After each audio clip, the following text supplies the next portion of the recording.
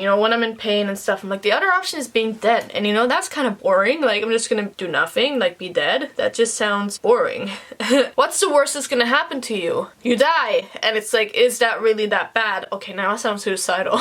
Hey guys, welcome to my channel, or welcome back to my channel if you're already subscribed. If you're new here, my name's Martin and I make all sorts of videos. I'm really starting to do, like, I have so many ideas for videos, but a lot of it is self-improvement related and beauty related. I'm not doing as many pole dancing videos now because I'm injured, but I do like to post pole dancing content. Yeah, so if you're interested in any of that, feel free to hit that subscribe button or give me a like. Today's video is kind of endearing, I guess, or just at least this thing that I'm about to say. Today I just went over 500 subscribers, and like, I don't know, it's just, for me, it's like an achievement. It's like a milestone. I don't know why. It's like halfway to 1,000, maybe that's why. And you know, I almost felt a little weird being so happy about it, because I know some people are like, oh, well, that's not that many subscribers, that's not, but it's like, yes, it is actually. That's 500 people that like watched my a video of mine or videos of mine and took the time to subscribe.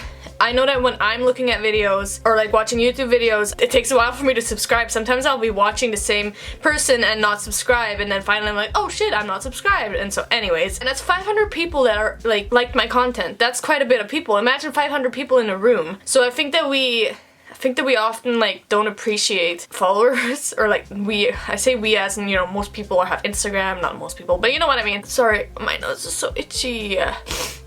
It's because I have allergies and it's like constantly like weird. Anyways, yeah, like I feel like we just compare ourselves to people who have 1 million subscribers and stuff, but you know what? 500 subscribers is a lot, and that's 500 individuals that I really appreciate, and I'm really happy that you guys, I guess, like my content or it brings something to your life. That's kind of what I'm aiming to do with my channel. YouTube kind of gives me a sense of purpose and meaning in my life, because, you know, I'm almost getting a little emotional now. I want to help people live better lives, and in doing that I'm helping myself. Like, I definitely, you know, I'm not the happiest person. That sounds sad, but like, I have a lot of problems, or like a lot of things I'm dealing with, and I feel like we can just kind of deal with things together. And so I have a lot of plans for my channel. I'm gonna make a whole other video on my plans. I gotta just get into this video. This video is gonna be a get ready with me video, kind of a little bit catch up, but kind of a whole new concept that I've been wanting to do. So that is, today is gonna be Makeup and Motivation Monday, and so this is totally inspired by Bailey Sarian. Check out her channel, I'll link it in the wherever it goes, here somewhere. I love her channel, I love her personality. She does what she calls Murder Mystery Makeup Monday or something like that, or whatever order she says those words, but it's like basically she tells a true crime video and then she also does makeup. So I thought I would make my own version that's kind of themed to my channel, since I do kind of self-improvement stuff, motivation stuff, and beauty, so it'll be merging the two. So let me know if you guys like this concept.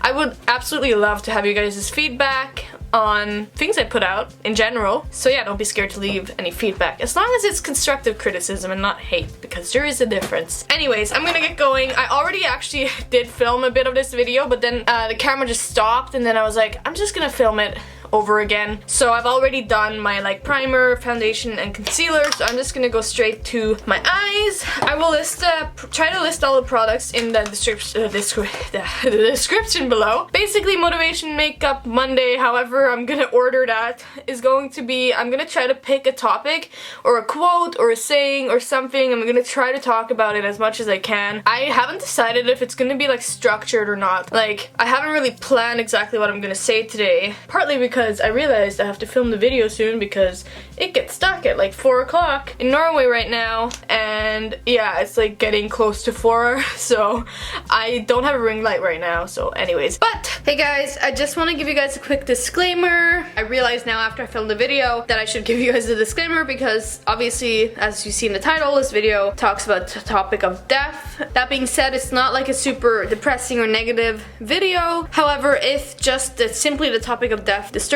you or triggers you, I would say don't watch this video. I just wanted to give this disclaimer because I wouldn't want to unintentionally cause any kind of harm.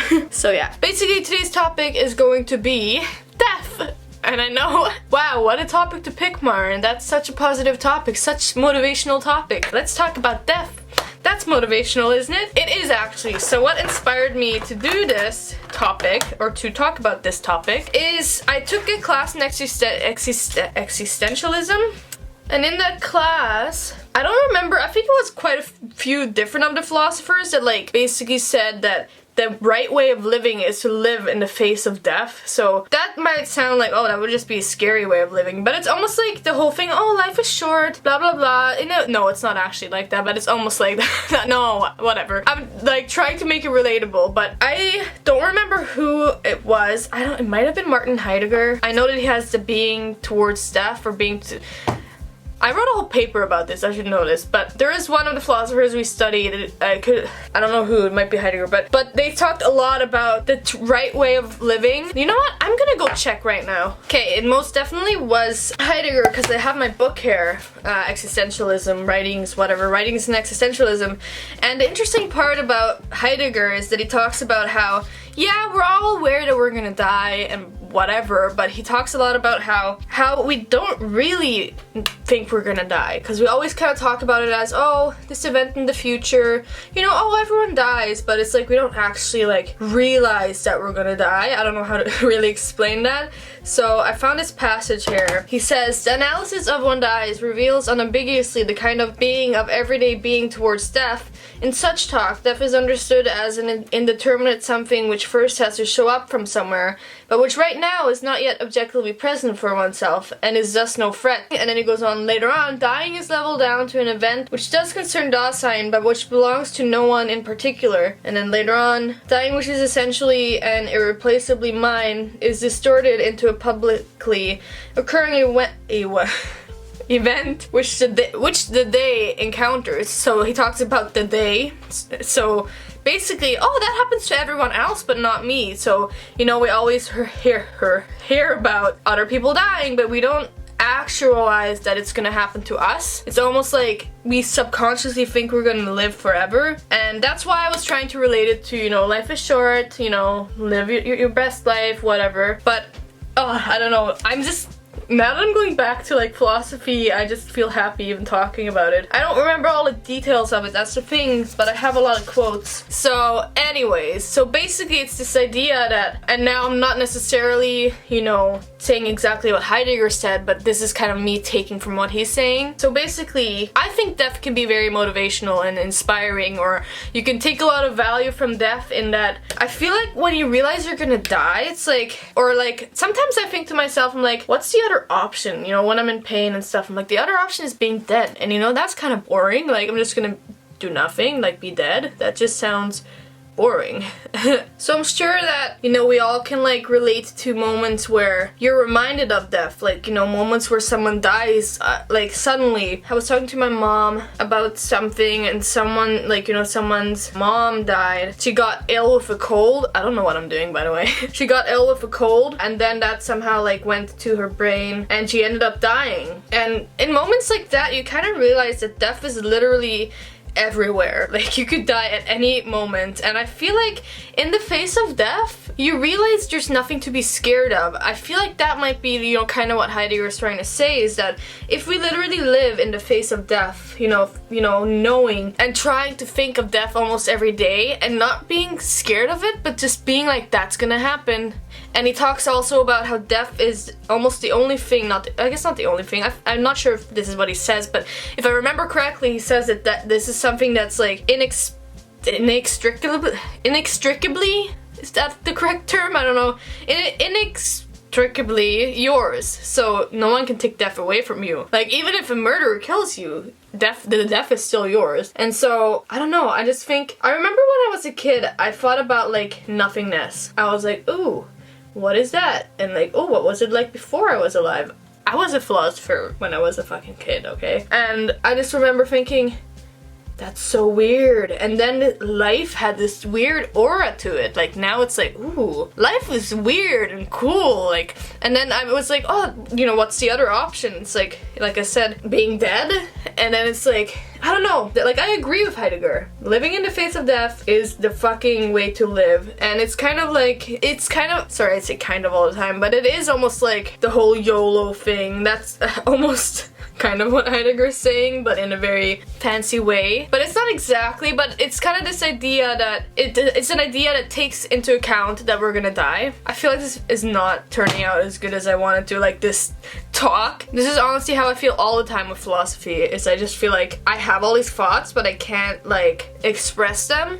That's why I took care of all my papers, because that's actually an attempt of me to like express what I'm thinking. The reason why I'm doing this look is because I just bought this new eyeliner. But yeah, and so I don't know, I would encourage you guys to try to use death as an inspiration or as motivation. And you know, you always like I was saying earlier about this person that died from a cold, is yeah, that will remind us for a short amount of time that we're gonna die, and then we're like, oh, you know, I should live my life, and you kind of like almost get, you almost do get inspired sometimes, especially if you hear about someone and you don't know them that well, and someone dying, and I didn't know this person that well, and you almost think like, oh shit, I gotta live my life, but then that goes away. And Heidegger's point is that you should remind yourself all the time that you're gonna die, and that sounds almost depressing at first, but when you think of it, as I've explained, it actually is kind of motivational and kind of inspiring, like, holy fuck, I'm gonna die. And then the other thing I wanted to talk about, which kind of inspired this, is there's this video, or like little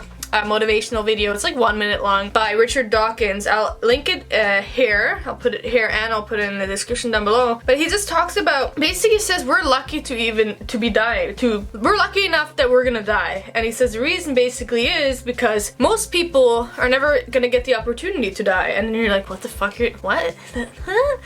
But what he's talking about is all the potential people that could have, you know, been here instead of you. So if you look at, you know, all the different DNA sequences that could have been made, that your parents could have not met, they could have met someone else, all the different people that could be paired up, and then all the different sperm cells between two people that could be paired up, the chances of you, exactly you, living is actually really small. And so when you realize that, you're actually lucky to even be alive, and therefore you're lucky to be going to die, because most people, possible people, don't have the opportunity to die.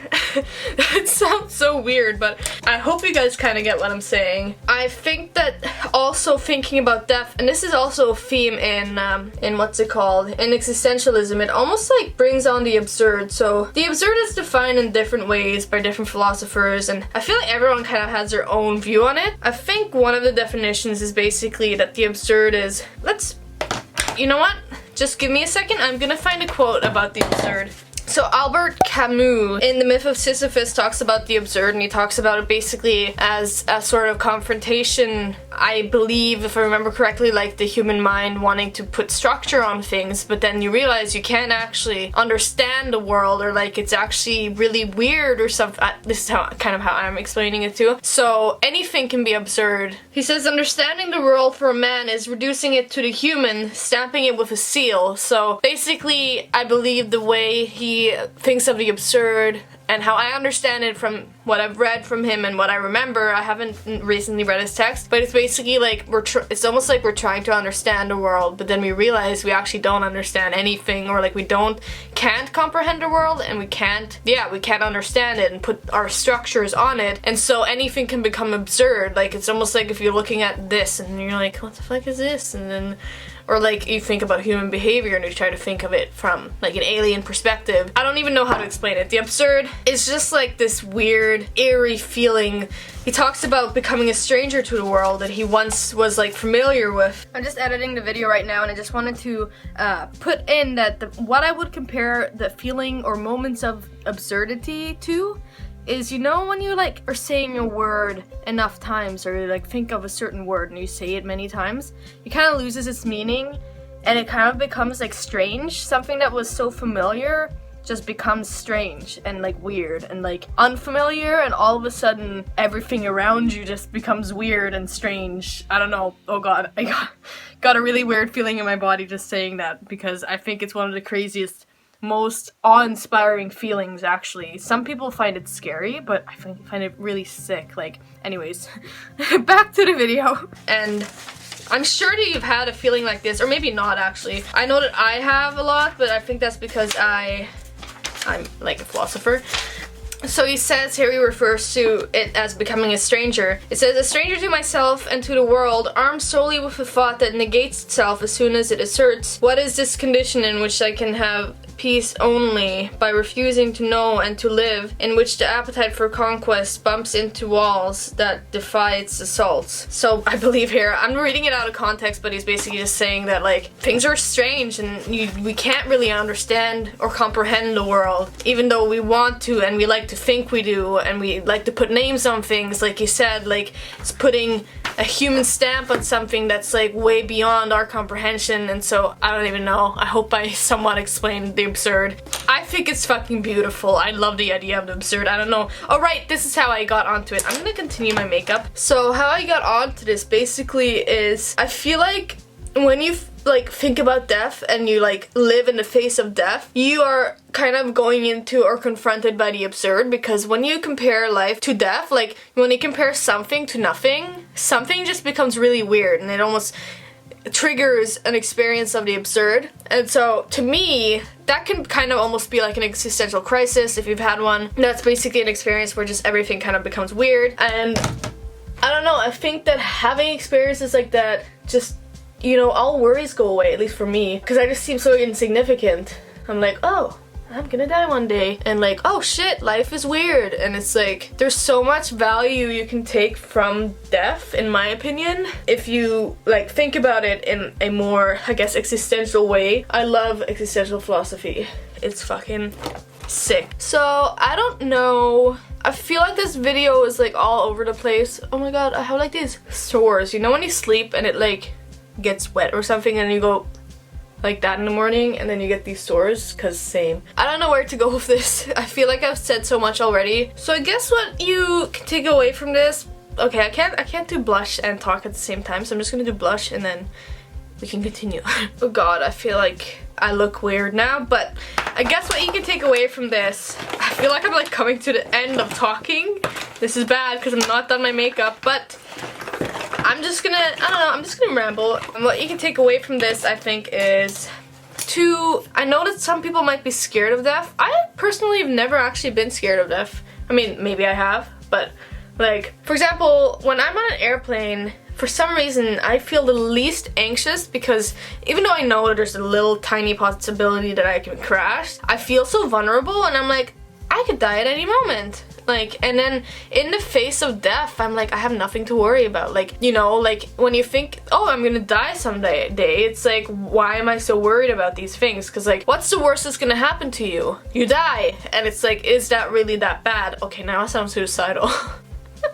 But like, the worst that can happen to you, and I think, you know, instinctively the worst that can happen to you is that you die. I have to do this off camera too, I'm sorry. I pretty much gave up on trying to get these eyeliner things to like match, because I'm not used to the type of eyeliner that I used. Like, it's the first time I bought it, like, bought it. But yeah, what I was saying is that life, when you think of it in the face of death, unless you're suicidal, I should probably give a disclaimer at the beginning of this video actually, because I'm talking about death and it can trigger things. Anyways, but when it comes to depression, you know, death actually seems better because you're in so much pain that you know, can't see the beauty in life. And by saying that, I'm not saying that to shame people who are depressed. I'm just saying you're in so much pain and, you know, chemical imbalances and stuff that, you know, you can't. Death just is better because then you're not existing. So that aside, if you're not in that state of mind, then, for example, with my anxiety is reduced actually when I think that I'm gonna die someday, because I'm like, what am I worrying about? Like, I'm gonna be dead one day, and it's like,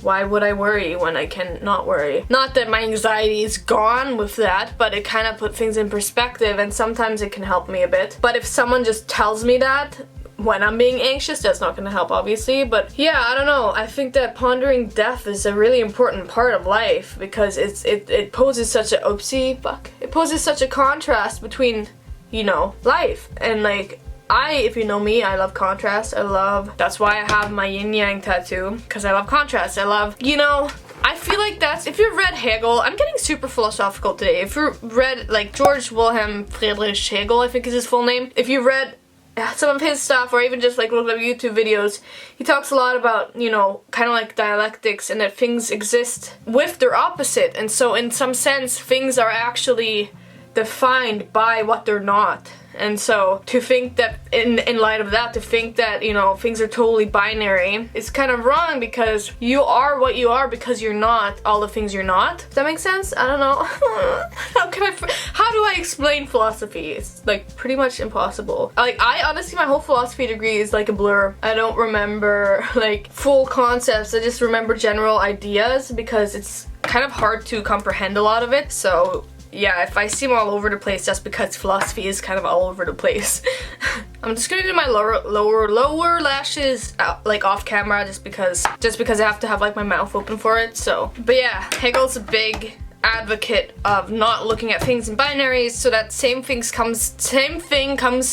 counts when it comes to life. Like, you can't really look at life without looking at death. When you think of it, everything is evolving towards entropy. Like, everything's basically dying. Like, if you're living, you're also dying. And so when people kind of try to separate things entirely, this is kind of cool. I've gone like from fucking Heidegger to Camus to Hegel. Anyways, but yeah, trying to separate things completely is never a good idea, basically, and it also serves as a critique on science when they study things in petri dishes, isolated from their environment. But anyways, so in light of Hegel also, viewing life as totally binary from death, like meaning that there's no in-between, or like no, basically almost like no connection between the two, or like they're totally separate, is just not good. Like, I feel like you're not gonna almost like live the best life if you just are constantly avoiding the fact that you're gonna die. And so, I don't know, in light of all of the shit that I've said, I feel like there's a lot of value in death and in thinking of death. And if, like, just, I don't know how to explain it. I don't know how to explain anything. Like, oh god. Anyways, I think that's the end of the video. I feel like this was all over the place, and I'm sorry, but that's kind of like I said, like, philosophy is kind of like that. However, if you guys did like this kind of rambling stuff and trying to incorporate some philosophy, let me know. I didn't even intend on incorporating that much philosophy, but it just kind of ended up like that. So, but if you guys like this video, please give me a thumbs up. Also, if you think you like my content, feel free to hit that subscribe button. I know it's easy to forget about that. I often will watch like tons of videos of someone and forget to subscribe, but it shows your support, so yeah, there's that. Also, I know that this makeup doesn't match my hair. I just really wanted to try this yellow eyeliner because I just got it, like I said, so that's why it looks like this. Anyways, I hope you guys have a wonderful day, and I hope you guys contemplate death and life in contrast to each other, and how connected life and death are. I know that sounds obvious, but like, I don't know, I feel like we tend to actually not realize that we're gonna die or actualize it, like I've said a million times in this video. So yeah, anyways, have a nice day and have an existential crisis. Bye!